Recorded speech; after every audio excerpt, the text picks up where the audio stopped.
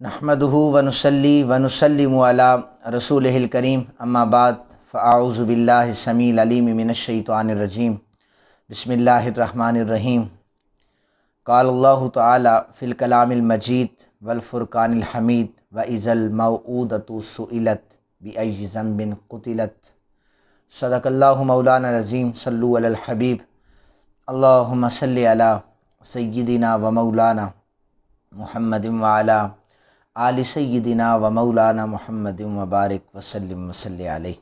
میری گفتگو کا عنوان عورتوں کے حقوق کے حوالے سے ہے۔ میں نے آپ حضرات کے سامنے قرآن پاک کی سورہ تکویر کی 2 آیات پڑھنے کا شرف حاصل کیا۔ بڑا سادہ سا ترجمہ یہ ہے کہ جب تم سے سوال کیا جائے گا جو زندہ دفن کی ہوئی لڑکی، اور پوچھا جائے گا، اس سے پوچھا جائے گا کہ تمہیں کس جرم کی سزا دی گئی کہ زندہ درگور کیا گیا۔ یہ مفہوم میں نے آپ حضرات کے سامنے عرض کیا ہے۔ سامعین محترم، نبی پاک صاحب لولاک صلی اللہ علیہ وآلہ وسلم کی آمد سے قبل عورتوں کو، بچیوں کو زندہ درگور کیا جاتا تھا اور عورتوں کو پاؤں کی جوتی سمجھا جاتا تھا۔ آقا پاک صلی اللہ علیہ وآلہ وسلم کی آمد سے قبل اگر شوہر فوت ہو جاتا تو بیٹا باپ کی منکوحہ اپنی ماں سے نکاح کر لیتا تھا، اور اگر عورت حاملہ ہوتی تو اس کے پیٹ میں نیزہ مار کر اس کے بچے کو سامنے ہی گرا دیا جاتا، اور وہ عورت اپنے بچے کے سامنے تڑپ تڑپ کر مر جایا کرتی تھی۔ ابن خلدون ایک فلاسفر گزرا ہے، مورخ ہے، اس نے عورت کو جن سے انسانی ماننے سے انکار کر دیا ہے۔ ہندوستان میں اسلام کے بعد بھی یہ روایت قائم تھی کہ جب بھی کسی مرد کو آگ لگائی جاتی تو اس کی بیوی کو اس کے ساتھ ہی جلنا پڑتا تھا۔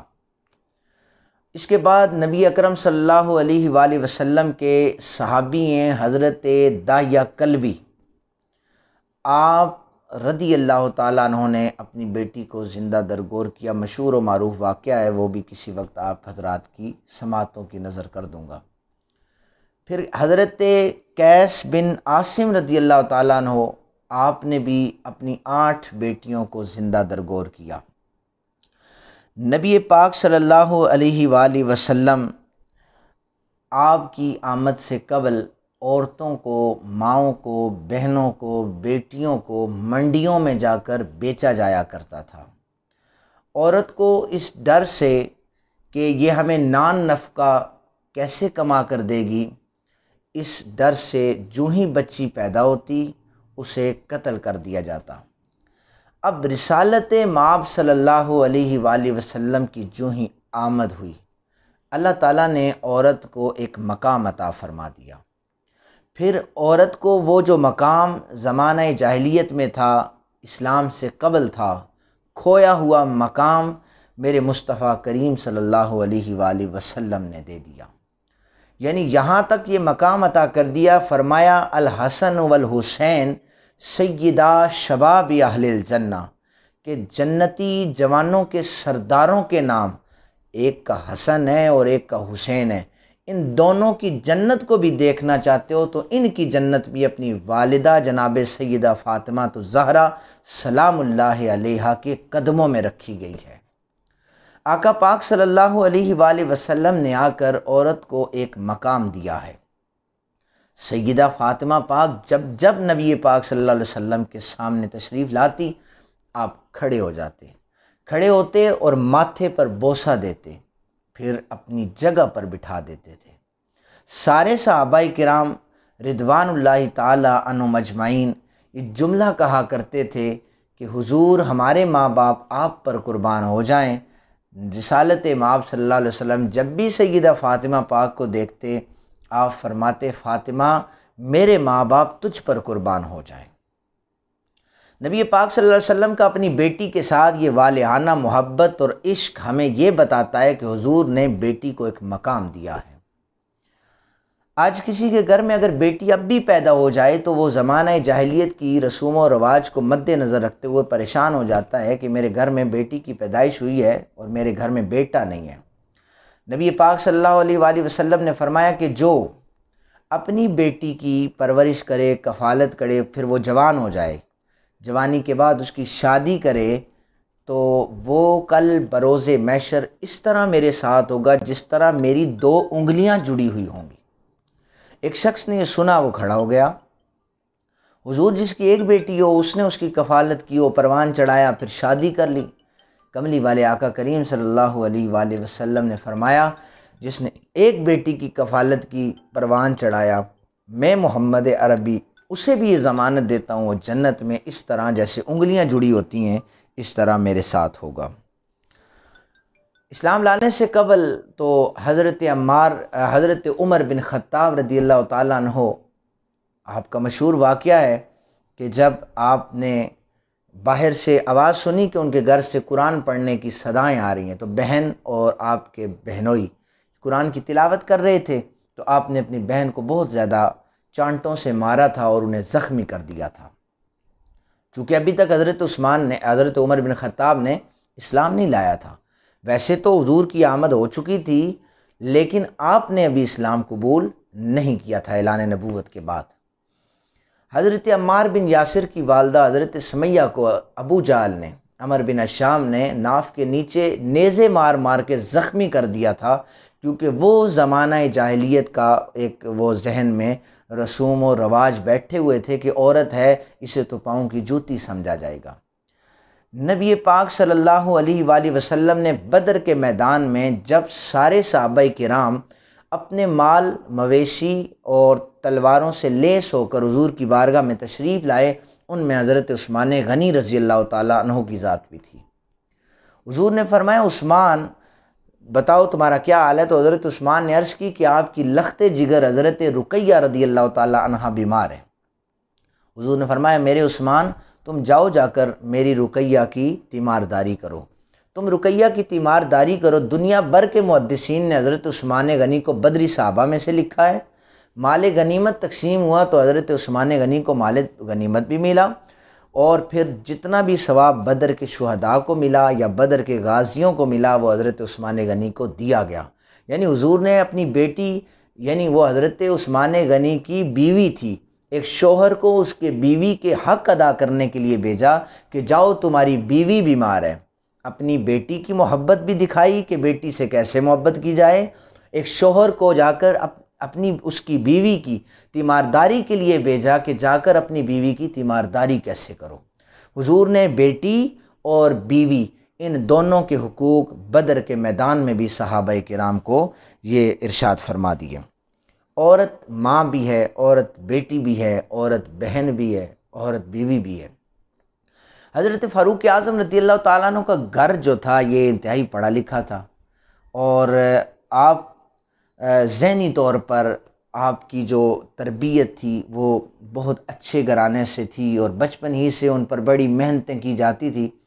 جب حضرت حفصہ آپ کی بیٹی کا نکاح رسالت مآب صلی اللہ علیہ وسلم سے ہوا تو باقاعدہ نبی پاک صلی اللہ علیہ وسلم نے ایک پڑھی لکھی خاتون کی ڈیوٹی لگائی کہ وہ حضرت حفصہ رضی اللہ تعالیٰ عنہ کو پڑھنا لکھنا سکھائے۔ بڑے ہی قلیل عرصے میں حضرت حفصہ ام المومنین حفصہ رضی اللہ تعالیٰ عنہ نے پڑھنا لکھنا بھی سیکھ لیا، اور دین کے جتنے احکامات تھے حضرت ام المومنین حفصہ رضی اللہ تعالیٰ عنہ نے ان کو جلدی جلدی سے سیکھ لیا تھا۔ جب بھی رسالت مآب صلی اللہ علیہ وسلم کو کبھی قلم کاغذ کی ضرورت پڑتی تو وہ اپنی ساری ازواج میں سے حضرت ام المومنین حفصہ رضی اللہ تعالیٰ عنہ کو بلاتے کہ حفصہ ادھر آؤ۔ یہاں پر تعلیم سے روکا جاتا ہے، جیسے طالبان نے 1996 سے لے کر 2000 تک جب قبضہ کیا تھا افغانستان پر، تو انہوں نے عورتوں کو تعلیم حاصل کرنے سے منع کر دیا تھا، اور ساتھ ہی ساتھ انہیں غیر محرم سے گفتگو کرنے سے بھی منع کر دیا تھا۔ اب یہ دین کے بالکل برعکس تھا۔ دین مصطفیٰ کریم صلی اللہ علیہ وسلم کے مطابق میدان جنگ میں صحابہ کرام کی ازواج نے بھی جہاد کی، اور غازیوں کو پانی بھی لایا، اور اسی طرح حضور نے خود تعلیم اپنی ازواج مطہرات کو بھی دی تھی۔ نبی پاک صلی اللہ علیہ وآلہ وسلم نے عورت کو ایک بلند مقام عطا کیا تھا کہ یہ جس روپ میں ہوگی، اگر ماں ہے تو اس کے قدموں تلے جنت ہے، اگر بیوی ہے تو اس کے پورے پورے حقوق ادا کیے جائیں، اگر بیٹی ہے تو پھر اسے پردے کا درس دیا جائے۔ یہ سارے کے سارے عورت کے حقوق میں ہی شمار کیے جاتے ہیں۔ نبی پاک صلی اللہ علیہ وآلہ وسلم آپ نے صحابہ کرام کو ہمیشہ یہ تبلیغ کی کہ اپنی بیویوں کو ان کے حق ادا کیے جائیں۔ حضرت ابو درداء رضی اللہ تعالیٰ عنہ، حضرت عمر بن عاص رضی اللہ تعالیٰ عنہ، ان کی بیویوں نے آ کر شکایت کی تھی کہ یہ عبادات میں مشغول ہوتے ہیں۔ یہ بھی عورت کا ایک حق ہے کہ اب وہ شکایت یہ کر رہی ہیں کہ عبادات میں مشغول ہوتے ہیں اور ہمیں وقت نہیں دیتے۔ حضور نے فرمایا میرے صحابہ، عبادات کرنے کے ساتھ ساتھ تم اپنی بیویوں کو بھی ٹائم دو۔ خود رسالت مآب صلی اللہ علیہ وآلہ وسلم نے جب بھی عبادت کرنا چاہی تو جس بیوی کی باری ہوتی اس سے اجازت لیتے اور پھر مصلی پہ کھڑے ہو کر اللہ تعالیٰ کو سجدے کرتے تھے۔ یعنی اپنی بیوی کے حق ادا کیے بغیر آپ اللہ کی عبادت بھی نہیں کر سکتے۔ یہ ہمیں شارع اسلام سید عالم صلی اللہ علیہ وآلہ وسلم نے بتایا۔ قرآن واضح طور پر کہتا ہے ہن لباس لکم وانتم لباس لہن، تم ان کے لباس ہو، عورتیں جو تمہاری ہیں وہ تمہارا لباس ہیں۔